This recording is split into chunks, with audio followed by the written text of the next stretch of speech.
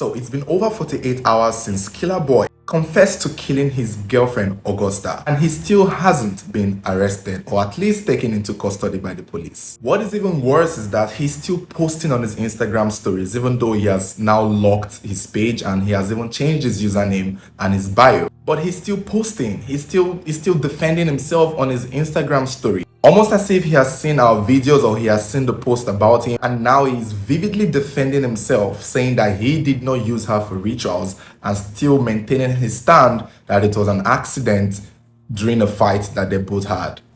But my thing is, Killer Boy, I know you would watch this video because you have time on your hands instead of handcuffs. So we are not the one you should be talking to. If you believe you did not use her for rituals, we are not the ones you should convince. The police were the ones who made the statement and claimed that when they found her body, they believe parts of her body may have been mutilated. They were the ones who put it out there. So if you are claiming that is not the case, it does not matter what we believe or not.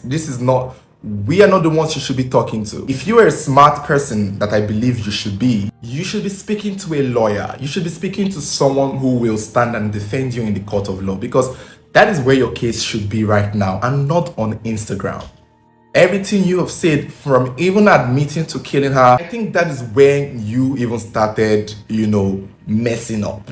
If you really wanted the best out of this case, if indeed it was an accident, you should not have even started posting on Instagram. You should have gone straight to your lawyers.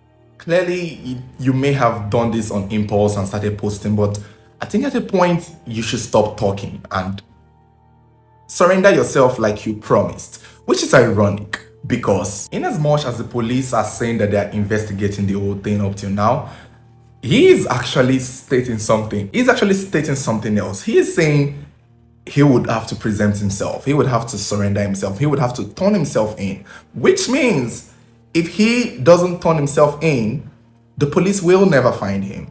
The police will never catch him, because the right term for what is happening right now is that he's on the run. He's on hiding. And with the confidence in which he is saying that he would have to turn himself in, it's making a lot of people speculate that he might not be in the country. He might not be in Nigeria. Remember, after killing his girlfriend, he ran away. And this is a rich boy we're talking about here. This is a millionaire, a billionaire, or whatever near he is. And if you go on his Instagram before he locked it, you could see that he has traveled to pretty much all the countries in the world, which is now making a lot of people suspect that he is probably not in the country. He's probably somewhere else. He has most likely fled the country and he's in somewhere where he knows the police can't find him, that the only way they can arrest him is by him turning himself in.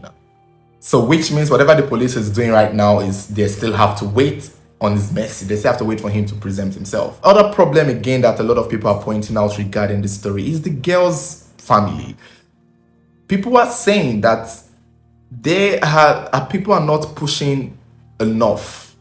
Like the case has been reported. There was a comment on Facebook where someone said, who claimed to know the girl's mother, made it seem like the woman has moved on with her life, that she's not as bereaved as they would have expected. And I doubt that is true. I'm sure her mother is pained and hurt. But a lot of people are also pointing out the fact that the mom was close to the two of them and she was a fan of their relationship.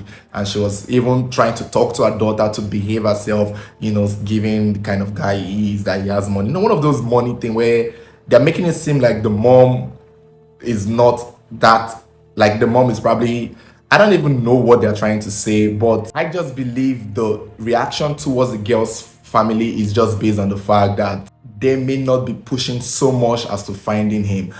Well, my thought is this guy is wealthy, he is rich, so no matter what the family does, the best thing that the family of this girl can do is to wait for the police, and that is all they need to do. So for those expecting, I don't know, a protest, they want people to go out to, I don't know, do you want us to protest? Just at this point, the boy has admitted, he's not denying it, he has agreed, he has everything, he has agreed, and I think that is everything that the family needed, and that's everything they needed to hear. So this is not a murder mystery case. It has been solved. We know who did it.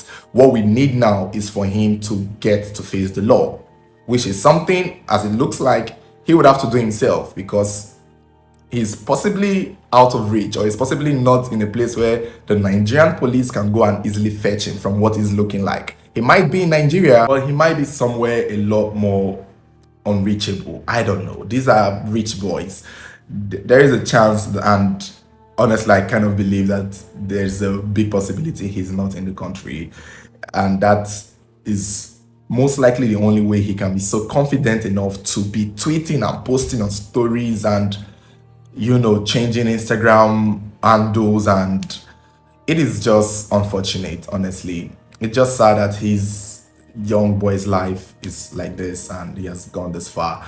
I do, however, believe that if he comes out and presents himself and, you know, get a lawyer, he may go to jail, but it may not be one of those life sentences, I guess. That is, if indeed it's true that he killed her because they had a fight. And that fight has been established by the girl's mom over a text. So those things can play exhibit in court, where it can be confirmed that they did have a fight, and it can be confirmed that they have fought multiple times. There was a post he even made claiming that there was a time they had a fight and she picked up a knife, which is giving the impression that it's kind of like an extreme. When they fight, they go to the extreme level, and maybe this was one of the cases.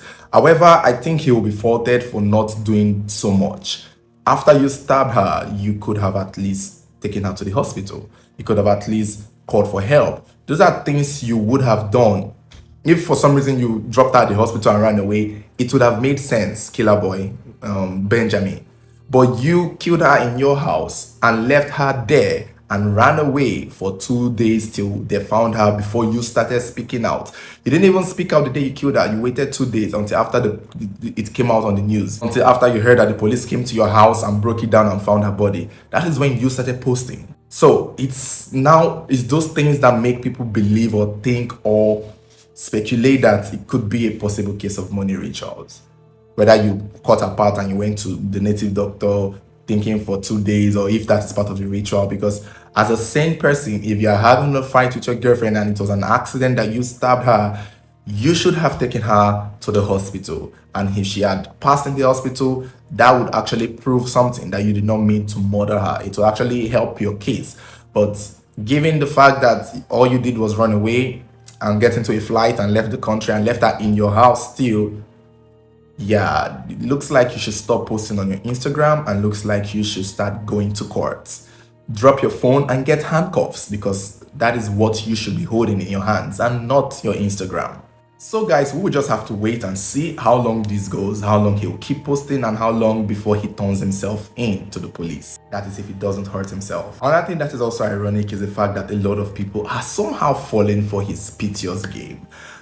He has been posting sad things. He has been remorseful. He has expressed his regrets. He has promised to give him, like, a lot of people have fallen for it, that they're now feeling bad for him, that he's even now having almost 30k extra followers on his Instagram, which in my opinion, I feel like that is what he's trying to do.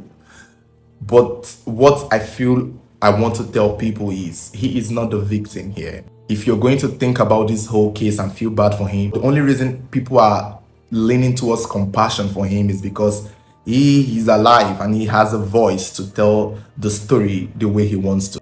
If Augusta was alive, I'm sure it would be a different side of story we would be hearing. I'm sure our own part of the story would not match with ease. So I don't know why we are defending him. I don't know why people are coming to his defense. I don't know why people are standing. Yes, even if he did not kill her for rituals and that is just a speculation, there is no need for you to defend him on this. Whatever accusation that comes with him killing his girlfriend is an accusation until he comes out and proves himself. People standing up for him is defending the killer. She is not here to speak our own side of the story. That's why a lot of you are leaning towards him. The dead can't speak. So he has the power to control the narrative. He has the power to make it look like an accident. Is it possible that she clearly, or he had a chance to not stab her, or he was chasing her with a knife? Is that also possible? He has claimed that there was cheating and infidelity in the relationship. But that is his claim. That is what he's saying. That is what we're hearing. What if he's the one who cheated? What if he's the one who did something? Or what if she found out something about him and he is trying to shut her up by killing her? What if? There's just a lot of imbalance in how people are treating him because he has the privilege of speaking because he's alive, and he has the privilege of even updating stories and manipulating the story in a way people will start feeling bad for him. But I need to remind you all that this is not the victim. He should not have your pity. This is the victim. So if you want to feel bad for anyone, feel bad for her and her family, because she's not here to defend herself or tell her own side of the story. So thank you guys for watching. I want to know your thoughts. Do you think he's still in the country? And do you believe it was an accident or something of a deliberate cause? Let me know what you think in the comment section below. Don't forget to stay subscribed. Stay following this page. Should there be any future updates, you'll be the first to get notified. Thank you.